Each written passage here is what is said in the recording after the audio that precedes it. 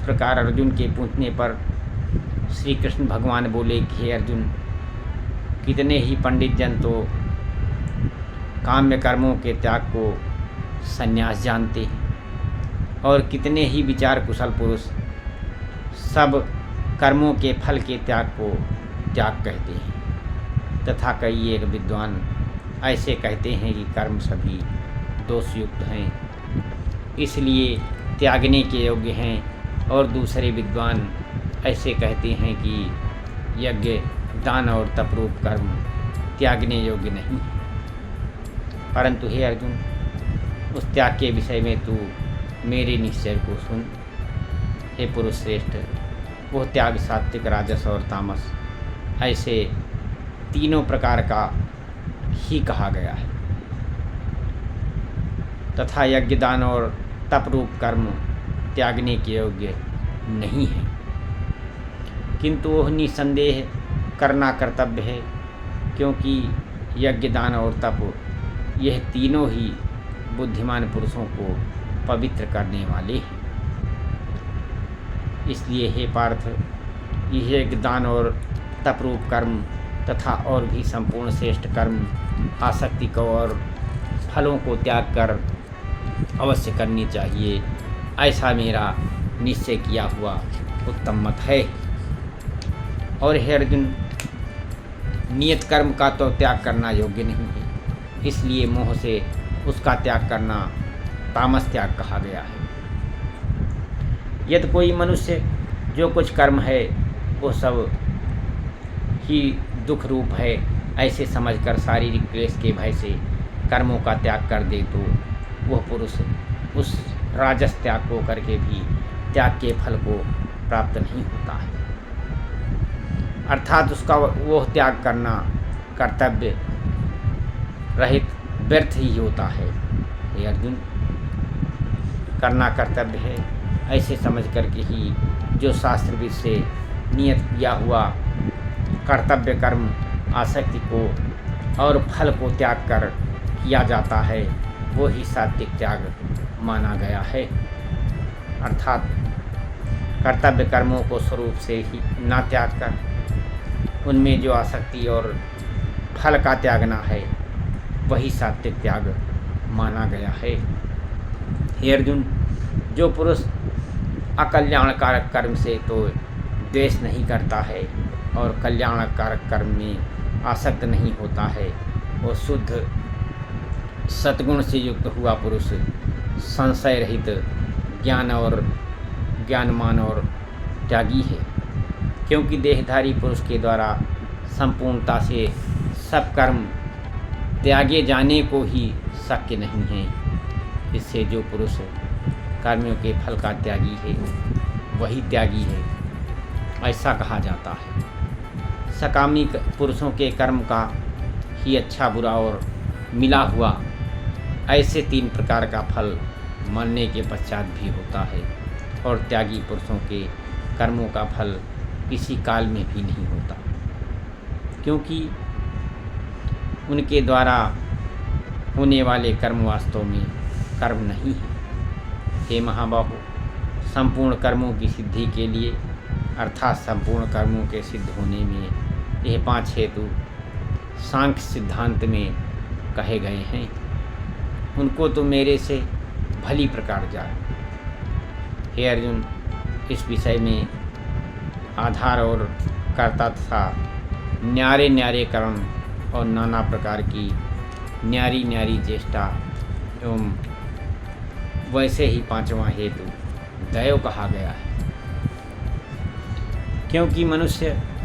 मन वाणी और शरीर से शास्त्र के अनुसार अथवा विपरीत भी जो कुछ कर्म आरंभ करता है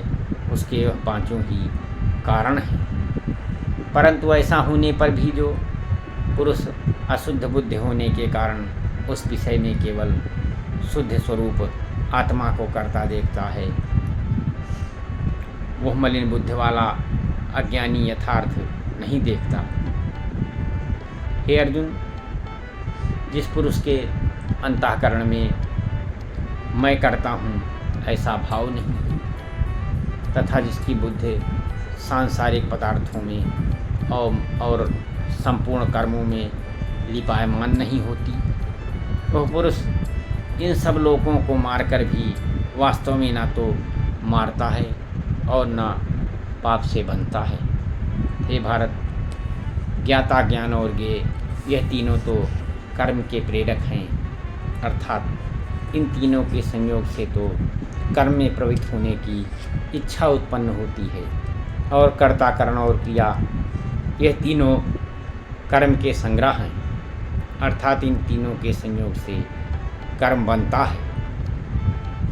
उन सब में ज्ञान और कर्म तथा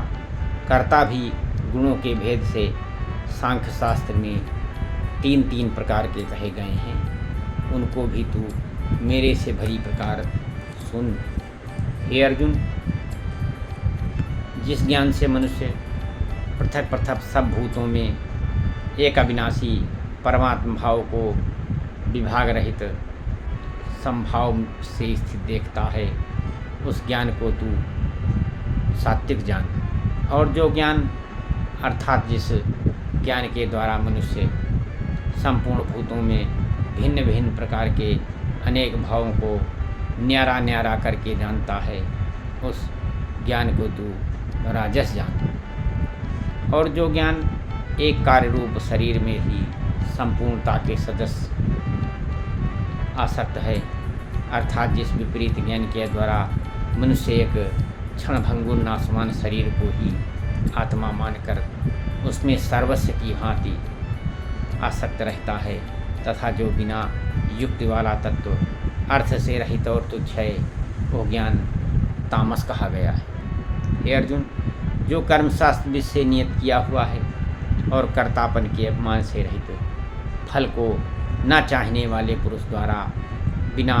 राग द्वेष के किया हुआ है, वो कर्म सात्विक कहा जाता है। और जो कर्म बहुत परिश्रम से युक्त तथा फल को चाहने वाले और अहंकार युक्त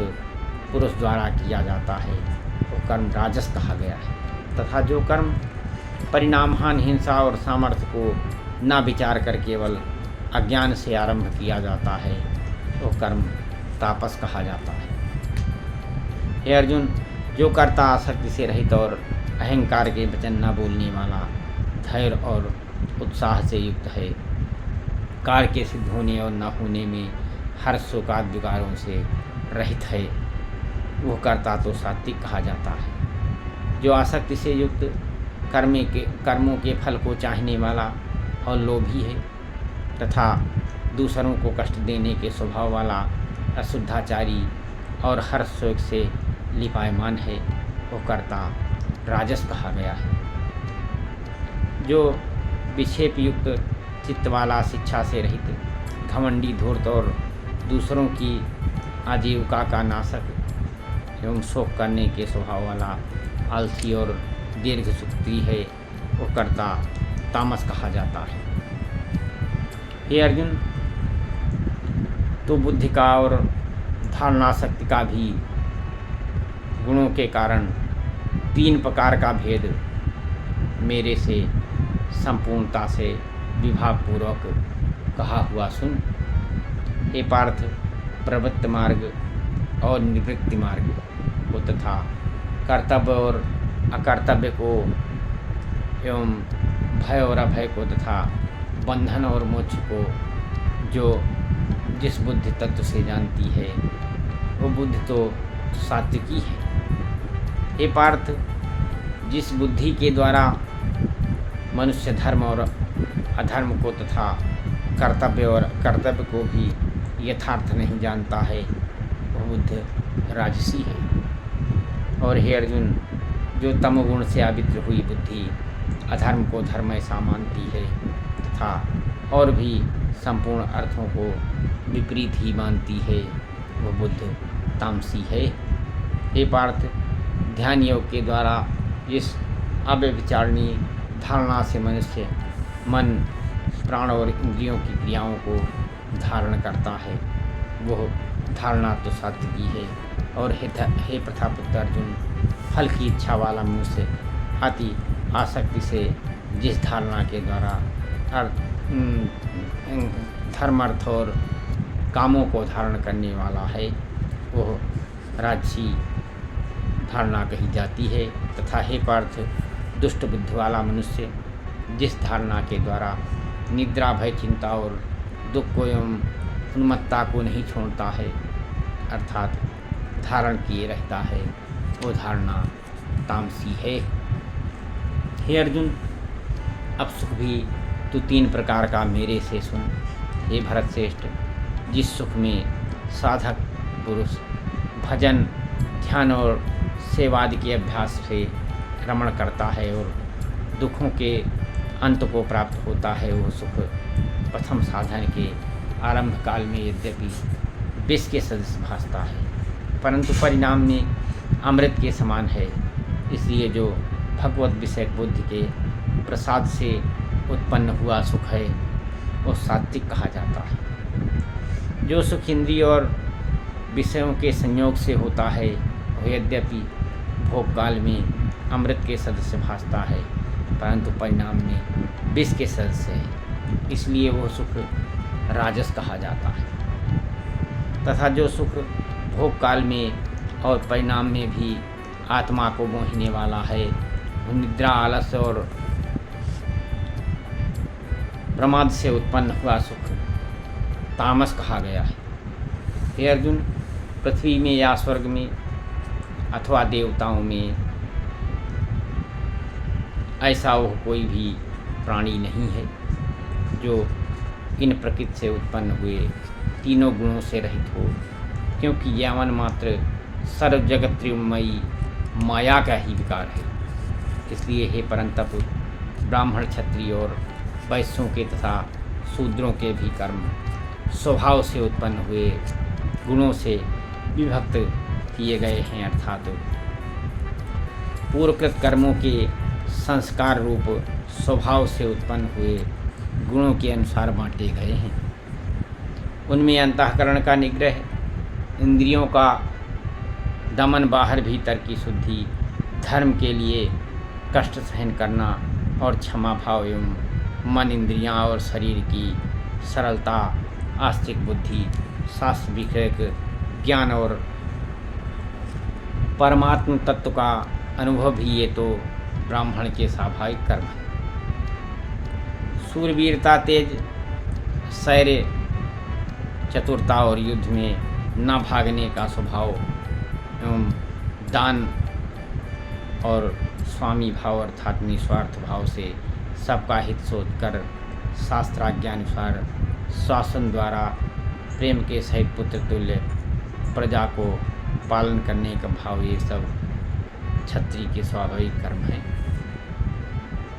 खेती, गोपालन और क्रय विक्रय रूप सत्य व्यवहार ये वैश्य के स्वाभाविक कर्म हैं, और सवर्णों की सेवा करना ये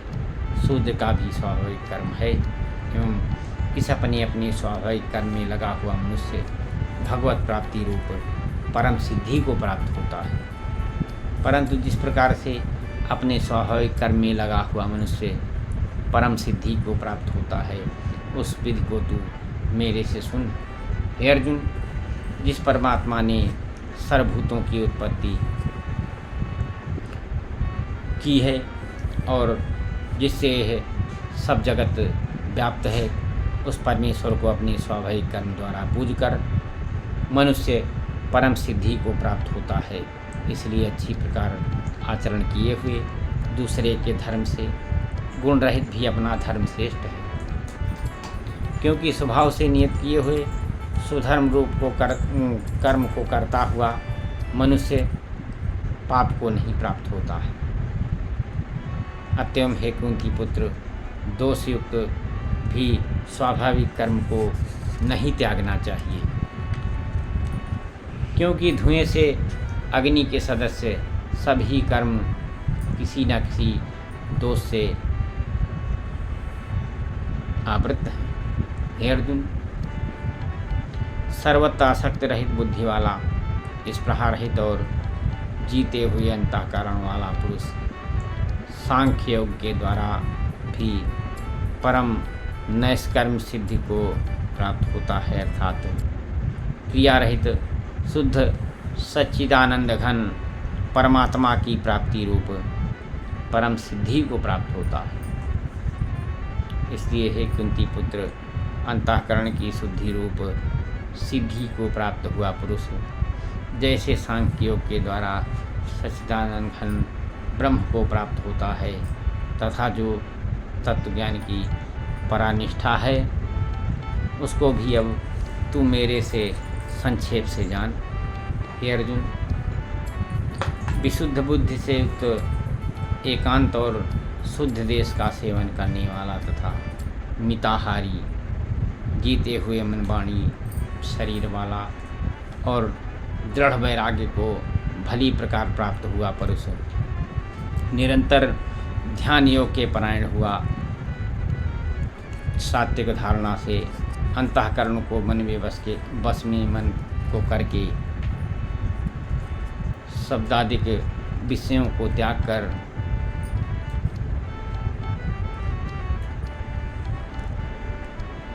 और राग द्वेष को नष्ट करके तथा अहंकार, बल, घमंड, काम, क्रोध और संग्रह को त्याग कर ममता रहित और शांत अंतःकरण हुआ, सच्चिदानंद घन ब्रह्म में एक ही भाव होने के लिए योग्य होता है। फिर वह सच्चिदानंद घन ब्रह्म में एक ही भाव से स्थित हुआ प्रसन्न चित्त वाला पुरुष ना तो किसी वस्तु के लिए शोक करता है और ना किसी की आकांक्षा ही करता है, एवं सब भूतों में संभाव हुआ मेरी पराभक्ति को प्राप्त होता है। उस पराभक्ति के द्वारा मेरे को तत्व से भली प्रकार जानता है कि मैं जो और जिस प्रभाव वाला हूँ, तथा उस भक्ति से मेरे को तत्व से जानकर तत्काल ही मेरे में प्रवेश हो जाता है, अर्थात अनुभव से मेरे को प्राप्त हो जाता है। फिर उसकी दृष्टि में मुझ वासुदेव के सिवा और कुछ भी नहीं रहता। मेरे परायण हुआ निष्काम कर्मयोगी तो संपूर्ण कर्मों को सदा करता हुआ भी मेरी कृपा से सनातन अविनाशी परम पद को प्राप्त हो जाता है। इसलिए हे अर्जुन, तू जो सब कर्मों को मन से मेरे में अर्पण करके मेरे परायण हुआ